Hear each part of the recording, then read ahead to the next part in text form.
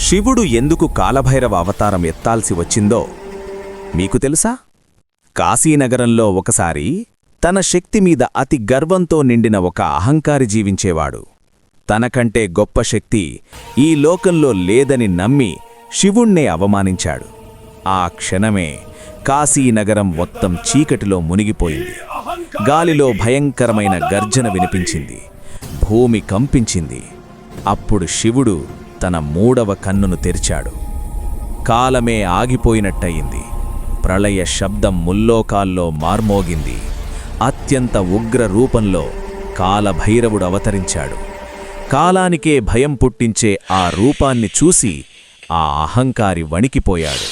శివుడి పాదాలపై పడిపోయి క్షమాపణ కోరాడు. అప్పుడు కాలభైరవుడన్నాడు, భక్తికి శక్తి ఉంటుంది, అహంకారానికి వినాశనం తప్పదు. ఇది యుద్ధం కాదు, అహంకారంపై భక్తి గెలిచిన ఘట్టం. జై కాలభైరవుడు.